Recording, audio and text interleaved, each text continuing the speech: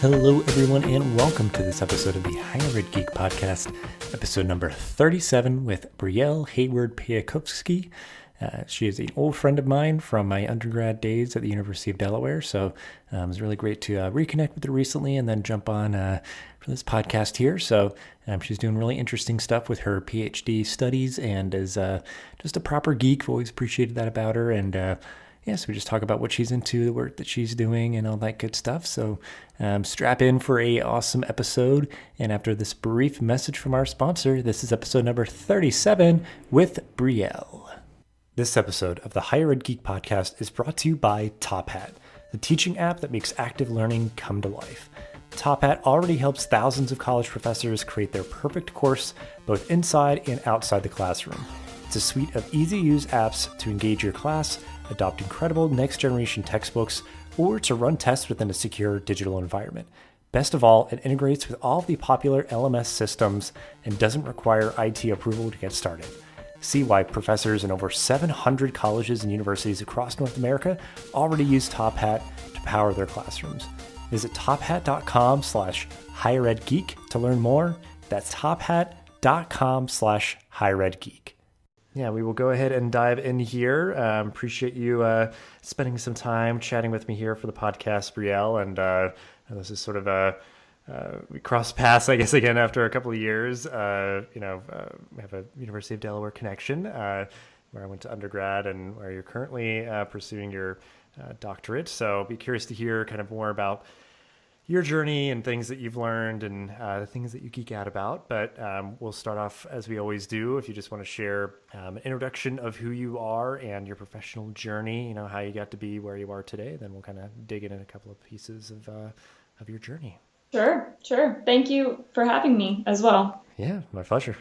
My name's Brielle, as you've already introduced me, and I'm from Delaware, actually, and did my bachelor's degree in the University of Delaware in biology. I took a year off, wasn't sure really what I wanted to do. I knew I wanted to go to school, but not exactly what for. And so I decided to go to a state school in Connecticut, kind of by happenstance. It just so happened that there was somebody there doing research that I was very interested in, and so I picked that over a bigger name school to do my master's degree. Uh-huh. So I worked with Sarah Crawford, and I did some cancer research, and specifically looking at the environment in which cancer grows and trying to understand how that affects the way cancer grows. Because this is a kind of up-and-coming area of cancer research, and it's kind of important. Uh-huh. And while there, I had a training experience to work for Martin Schwartz at Yale University for 2 years, and I did some cardiovascular research. So I got a good idea of what working in academia felt like. And after that, and after finishing a master's degree, I decided I wanted to stay in academia because I really enjoyed how that atmosphere, how it works, and the kinds of interactions you get. So I get to work with people who are starting out in their scientific career and academic careers, as well as people who've been there for a very long time.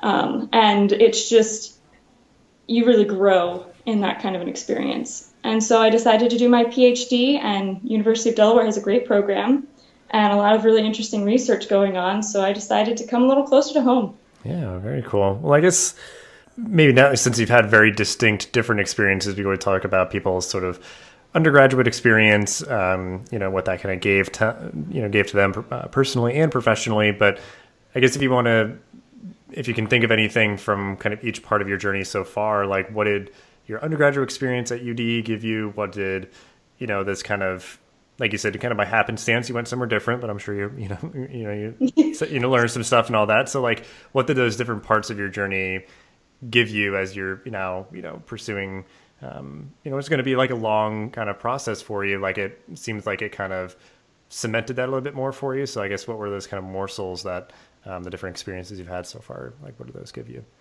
Yeah. So, undergraduate really just is kind of, in biology, gives you a very broad look at what biology is. So it really hits on everything from as small as like what happens in the cell up through how like populations change globally. So like undergrad, it was just kind of like, well, what do I want to do with biology? Like, where do I want to go in this? But there are a lot of really great people in my program, a lot of great professors, and my capstone class for my program, I happened to take a cancer biology class, and two of my closest friends in the program were in the class with me, and we were all very engaged. We got to write a mock grant, which really showed me what trying to succeed in this field takes. And it was really fun to kind of come up with a project and write a grant about it just based on looking at the literature. Uh-huh. And to do it with friends, because of course that takes the edge off of a very scary project like writing a 10-page grant. Sure. But and of course you and I were friends, so that was also a plus. It's great to have friends that are not in your program to help lighten things up and kind of give you a perspective in a different direction. And so I really just had to do some soul searching, and cancer was something that it just seemed to click. And then in my master's program, so it was a small state school. University of Delaware is a state school, but it's quite large. I wanted to go somewhere smaller. I wanted to feel like I was part of like a small pond, so to speak. And Southern was definitely a small pond. But I really was given a lot of freedom to kind of do what I wanted. Working in my field, there's a lot of variety. In some work environments, things are very structured. You're basically like really guided through your projects.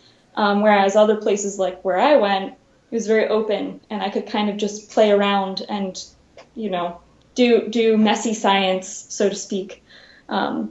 So that was also great. And for me, the people I work with, which are also in academia, also going through things like taking classes while also trying to perform research and going through the troubleshooting that research really takes. There's a lot of ways to find out how not to do something. Uh-huh. And it's great to have a network of people that are there that kind of guide you through. So a lot of it is the people I get to work with has helped kind of help me with making this decision, as well as, I've always enjoyed classes. I really do love doing the research. So it's almost like trying to put a puzzle together. And when you find the pieces that fit, it's just a wonderful feeling. Mm-hmm. And while it can be frustrating when the pieces don't fit, you still get some questions that you can kind of pull from it. And you start to see the bigger picture from the things that don't and do fit, so to speak. Yeah.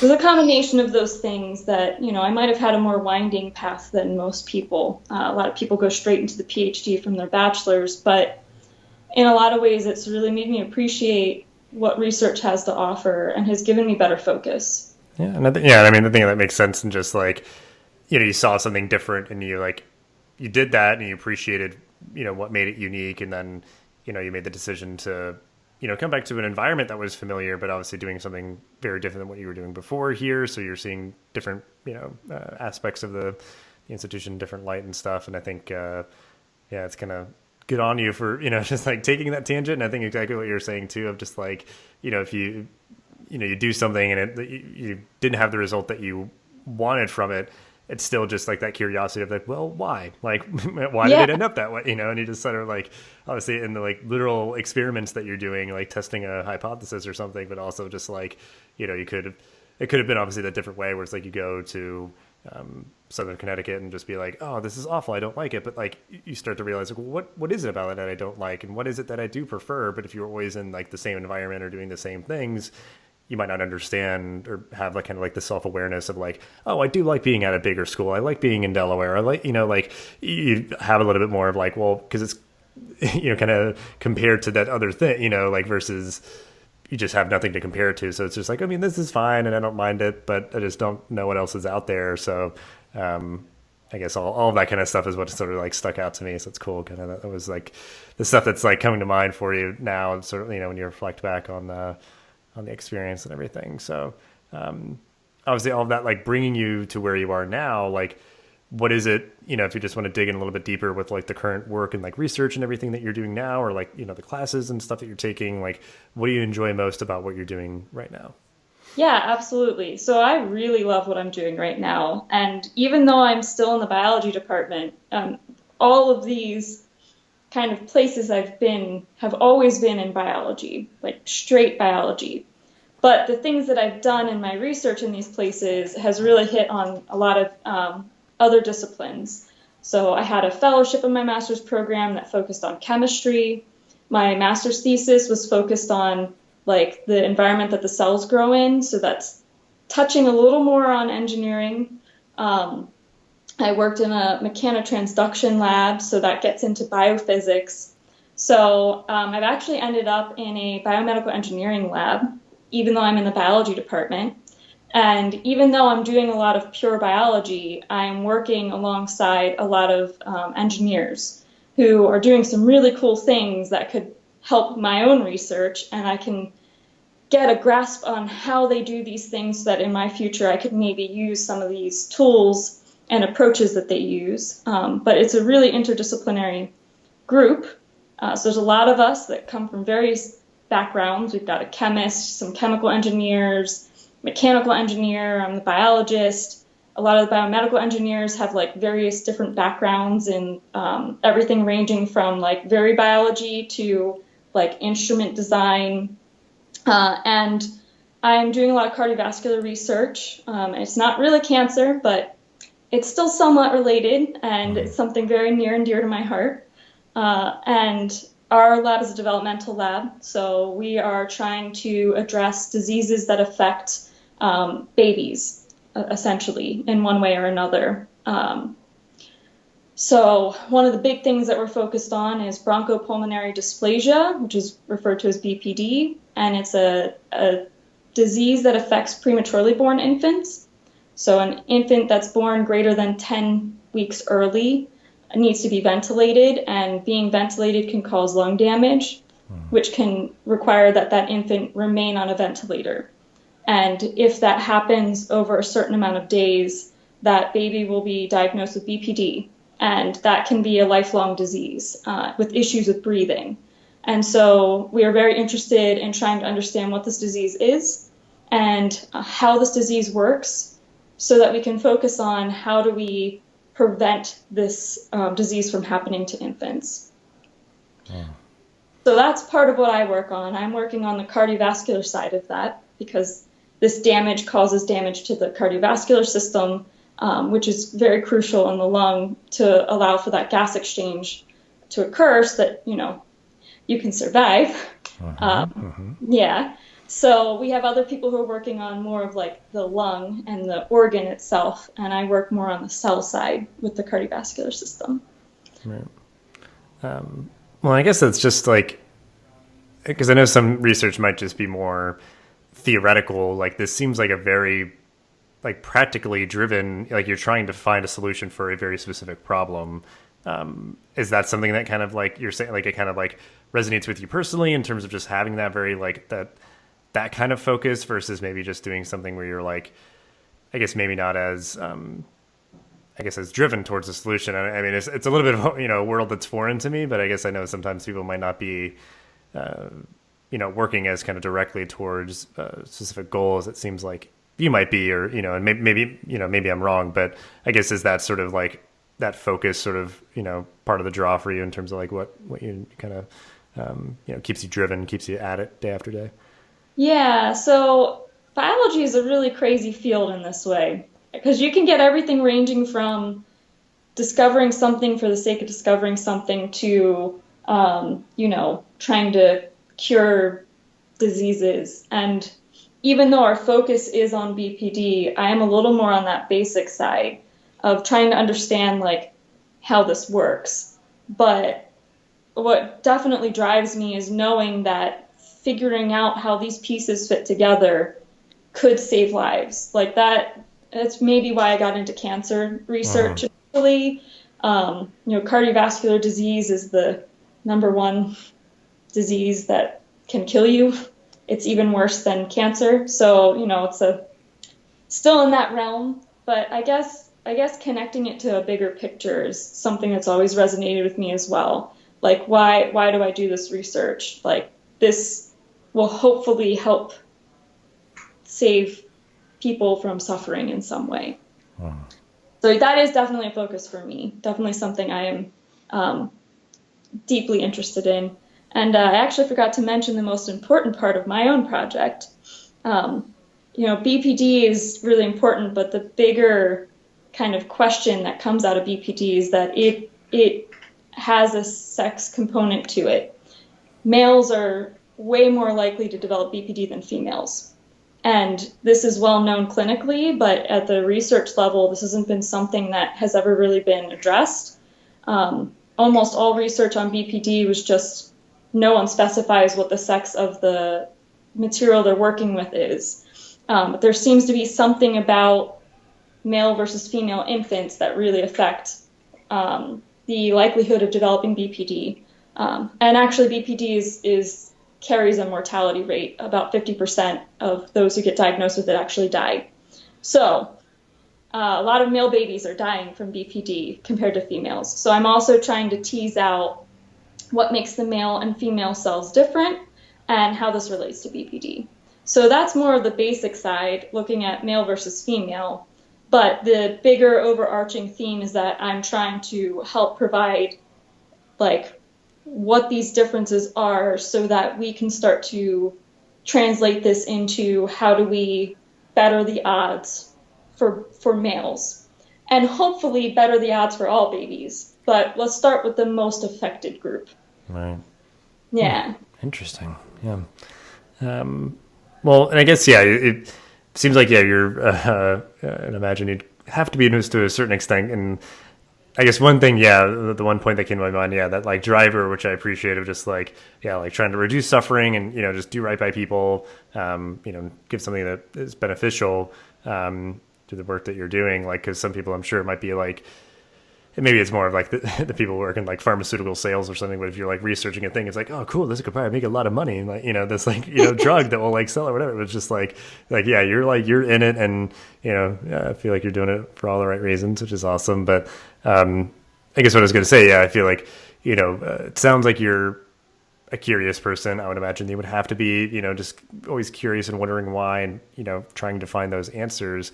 And I think that's a properly geeky trait. You're just somebody who kind of loves learning and exploring and kind of absorbing information. So, whether it is stuff that you kind of do professionally on the side, just as other involvements to develop yourself or, help others, or just the stuff, kind of an or situation, just the things that you do for fun when you can. What are you geeking out about currently? And I don't know if it's stuff that you've always been into or stuff that you've discovered more recently, just anything that you'd want to highlight. Yeah, sure. So I play a lot of games, and that ranges from video up through table games. Mm-hmm. And in fact, this is a common trait in, I think, researchers. So our part of the department that I work in, the biomedical engineers, we try to at least once a month all get together on a Friday night, eat lots of junk food, and sit around and play various table games and board games. So our current favorite is Betrayal at the House on the Hill, which is great. It's like a mansion building game that you're kind of exploring, and then there are 100 different possible endings. You can trip specific endings when you get into a certain room and find a certain card. And then somebody becomes a traitor usually and turns against the rest of you, and you have to meet certain goals to get to the end. So that's a fun time. Well, I also play video games, so that's a great way to come home and just relax and really get into it. So I'm pretty into Witcher right now. It's a lot of fun. Yeah, I feel like I got to explore that one. Yeah, I hear a lot of good things about it. It's really good. You have to really push through, because it's not quite like other games, and the first couple levels of you leveling up can be a little rough. You'll probably die a lot. Gotcha. Okay, good to know. Yeah. And then I also play Dungeons and Dragons, which is something I've discovered recently and is pretty geeky, but is very creative and a great way to just kind of relax and just let loose with the creativity. So that's been a lot of fun.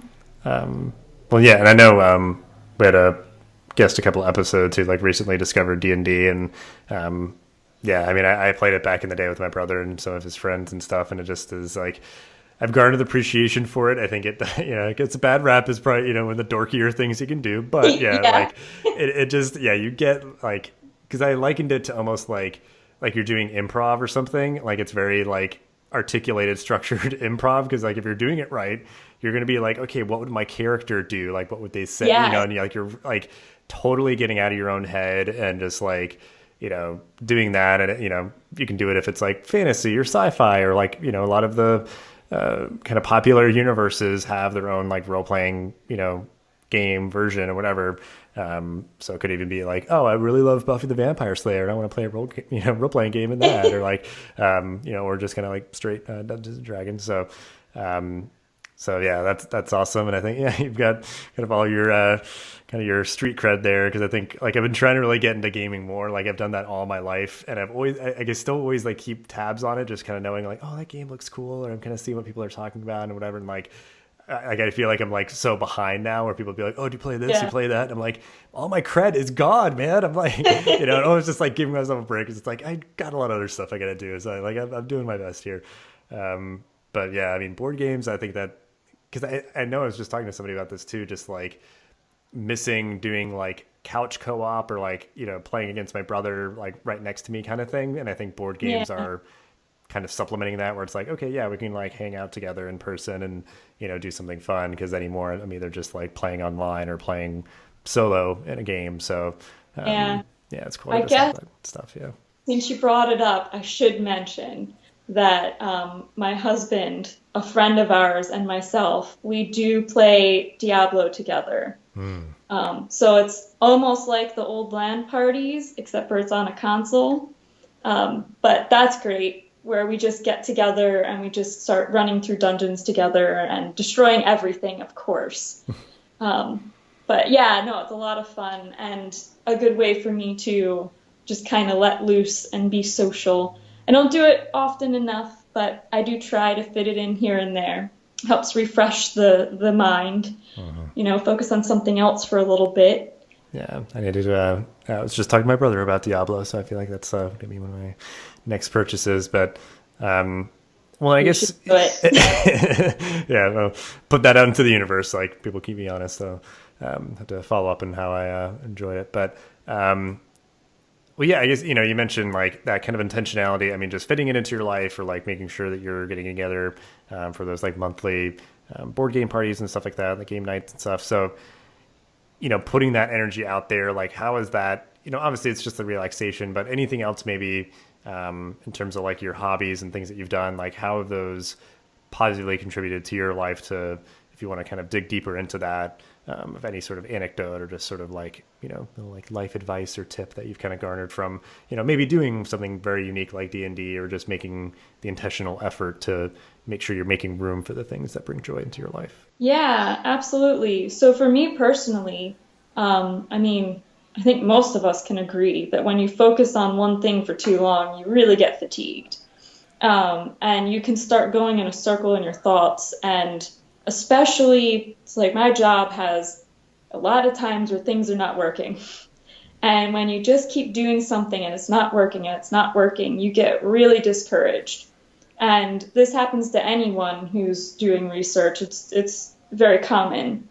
And part of why we have these game nights is the idea is that we can just relax, be with each other for a few hours, socialize. It helps us also like bond.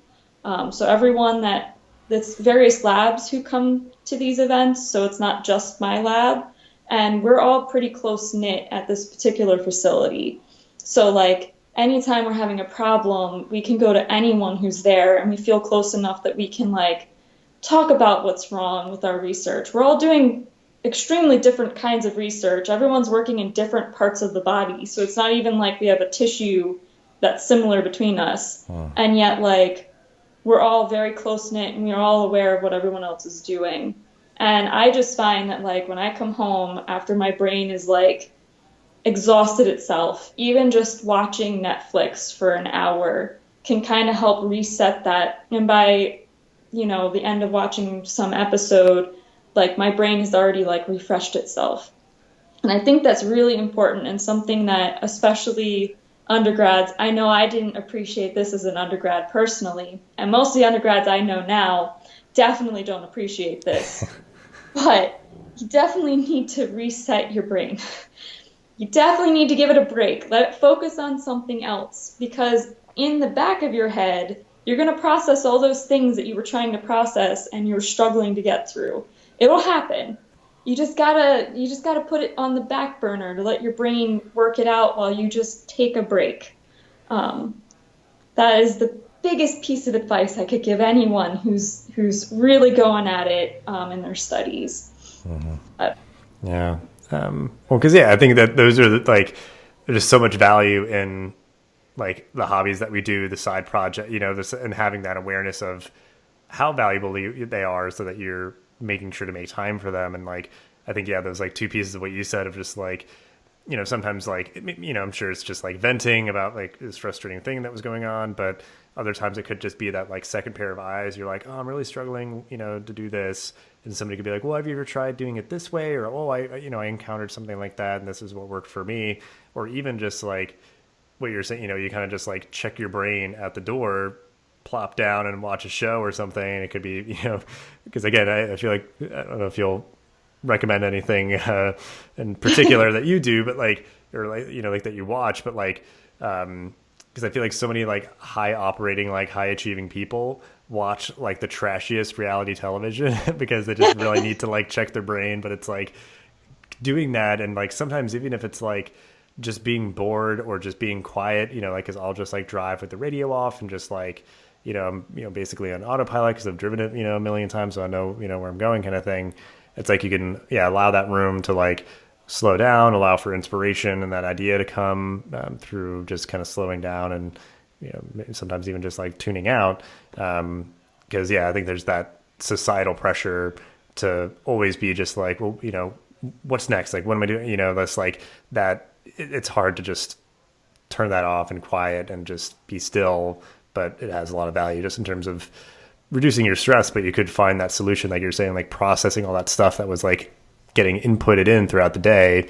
Now your brain can kind of sort it out, connect it, and provide some clarity. So, I'm really glad that has been your experience, and you're appreciative of that kind of like, kind of being able to manage your energy and, have that space and everything. So, absolutely. But, well, so I guess, is there anything in particular? You've mentioned a couple of things that we'll definitely include in the show notes, like the games that you play and all that kind of stuff. Anything that you're reading, watching, and or listening to that you'd like to recommend so we can include in the show notes? Well, you brought it up. So I really love trashy sci-fi. All right, yeah. The worse, the better almost.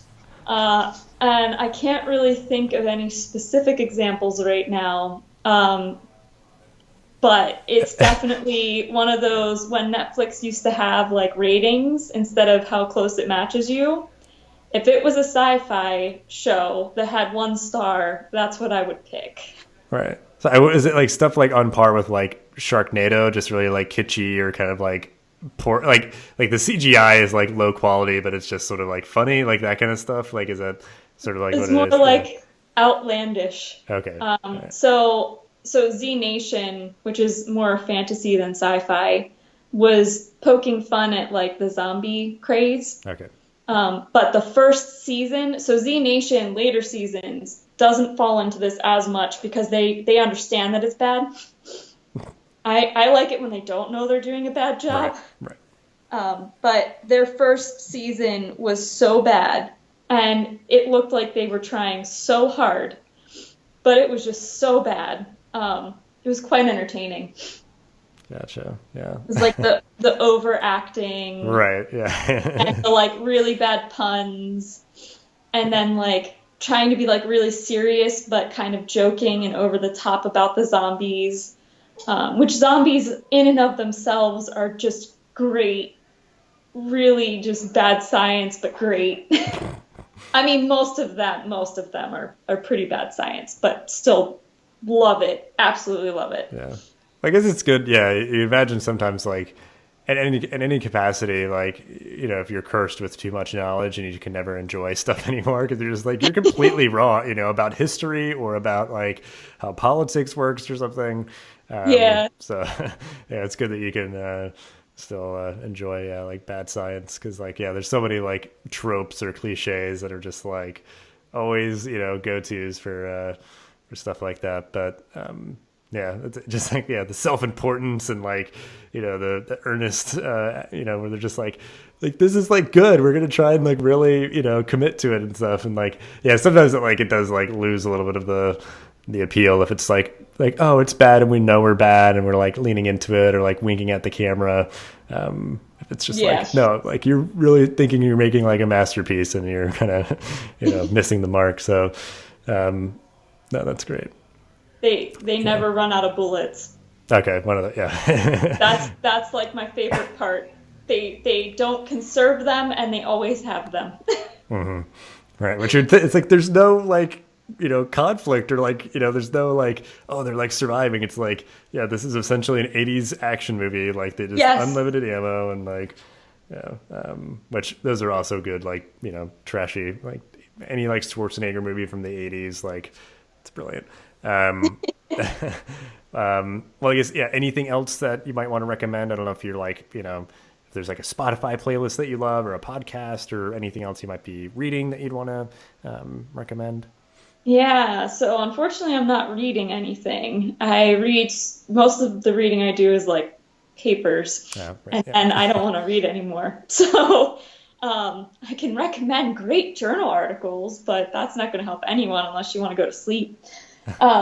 I do listen to a lot of music though, and I pretty much listen to Pandora exclusively, and I've been really into like the music from Black Panther and by the artist Khaled.